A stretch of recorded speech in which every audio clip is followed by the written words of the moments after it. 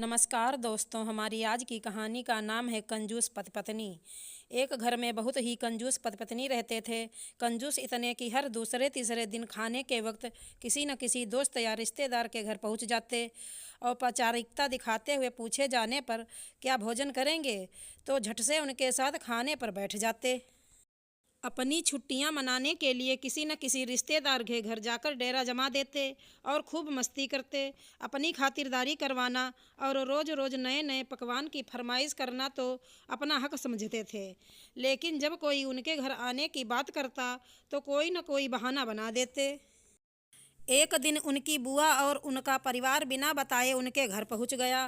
काफ़ी देर तक गप्पे मारने के बाद उन दोनों को लगा कि अब तो रात का खाना खिलाना ही पड़ेगा, मगर उनका कंजूस मन उन्हें खर्चा करने से रोक रहा था। तभी एक उपाय सूझा। बुआ की तरफ देखा, पत्नी से बोला, आज बुआ बहुत दिनों बाद घर आई हैं। तुम जल्दी से और कुछ नहीं तो दाल चावल और मटर पनीर बना लो। मटर पनीर का नाम सुनते ही पत्नी परेशान। जब देखो तब मुंह उठाकर चले आते हैं। अब मटर पनीर पर इतना खर्चा करो। मन ही मन बड़बड़ाती हुई पत्नी रसोई में जा घुसी। पीछे से पति महोदय भी वहां पहुंच गए और अपनी पत्नी को अपनी योजना सुनाने लगे। तुम सिर्फ दाल चावल बना लो, लेकिन इन्हें ऐसा लगना चाहिए जैसे हम इन्हें मटर पनीर खिलाना चाहते हैं। पत्नी की समझ में नहीं आया तो पूछा, कैसे होगा? हम परोसेंगे तो दाल चावल, पर उन्हें लगेगा हम उन्हें मटर पनीर खिलाना चाहते हैं। वो कैसे? तो पति ने आगे की योजना बताई। ऐसा करना, रसोई में जाकर दाल चावल बना लो और जब तैयार हो जाए तो मुझे आवाज़ लगाना, खाना तैयार है। आप टेबल पर प्लेट लगा लो।